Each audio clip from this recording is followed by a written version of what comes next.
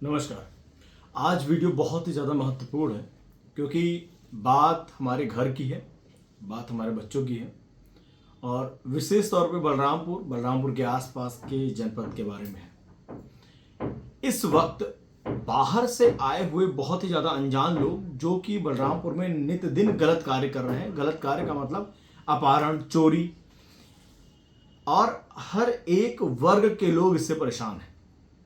हम लोगों को इस समय सचेत रहने की अति आवश्यकता है। किस तरीके से, कुछ बेसिक पॉइंट्स हैं जिस पे हर एक इंसान को ध्यान देना पड़ेगा। पहली चीज, आपके बच्चे स्कूल जाते हैं। कई बच्चे ऐसे हैं जो स्कूल के वैन से आते हैं या पेरेंट्स खुद लेने जाते हैं, मच बेटर। अगर कोई और लेने जा रहा है तो कृपया करके आप वेरीफाइड स्कूल में पहले ही करा दें। आपके बच्चे अगर पैदल आ रहे हैं तो उनको ब्रीफिंग कर दें कि बच्चे को किसी से भी कांटेक्ट नहीं करना है, सीधे घर आना है। अगर बच्चा टाइमली घर नहीं पहुंच रहा है तो विद इन 5 मिनट्स के डिफरेंस पे आप तुरंत कांटेक्ट करिए स्कूल में कि आपका बच्चा अभी तक स्कूल नहीं आया है। आपके घर में कोई भी व्यक्ति अगर आता है किसी प्रकार की मदद मांगने, कोई भी सहायता मांगने, या कोई भी अपाहिज या किसी भी तरीके की ऐसी दयनीय स्थिति दिखाता है कि आपको उसकी मदद करनी चाहिए, कृपया करके इस जाल में ना फंसे। इन चीजों को अवॉइड करें क्योंकि उन लोगों की चाल हो सकती है आपके दरवाजा खोलने का, और जैसे ही आपने दरवाजा खोला वो आपके घर के अंदर प्रवेश करके आपको इतनी क्षति पहुंचा सकते हैं कि आपने जीवन में सोचा भी नहीं होगा। क्योंकि जब ये अपने पे आएंगे तो सारी मानवता तार तार कर देंगे। इसलिए बहुत ज़्यादा ध्यान देने की आवश्यकता है इस समय, खुद की भी और अपने बच्चों की भी। अपने आसपास सोसाइटीज में भी अगर ऐसे कोई भी अनजान व्यक्ति दिखता है जिसको आपको संदिग्ध लगता है, कृपया करके आप तत्काल प्रभाव से सूचित करें जिला प्रशासन को। क्योंकि ये जब हम एक्टिव होंगे तभी समाज सुधरेगा और ऐसे गलत कार्य करने वाले लोगों के ऊपर तमाचा पड़ेगा। एक बात और, हम सबको यह जानकारी है कि हमारे पड़ोसी राष्ट्र नेपाल में इस समय बहुत ही अराजकता फैल चुकी है। संपूर्ण रूप से प्रशासन वहां पे ध्वस्त हो चुका है।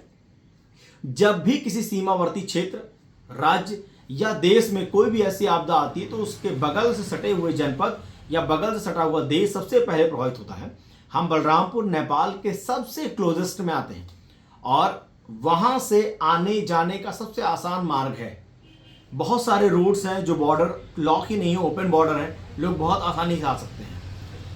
यह भी एक बहुत बड़ी इश्यूज क्रिएट कर सकता है इन फ्यूचर में, क्योंकि जब अराजकता फैलती है, लोग उपद्रवी करते हैं, तो वह वहां से भागने के लिए दूसरे स्थान पर शरण लेते हैं। और जब ये ज्यादा मात्रा में आते हैं, जिनके पास रहने को, खाने को कोई व्यवस्था नहीं होती है, तो यह भी गलत काम करते हैं जो चोरी, डकैती और भिन्न भिन्न प्रकार के कार्य हो सकते हैं। तो यह भी एक मोटिव या एक पॉइंट बन सकता है। सो हम सब लोगों को हर तरफ से सचेत रहने की आवश्यकता ही है।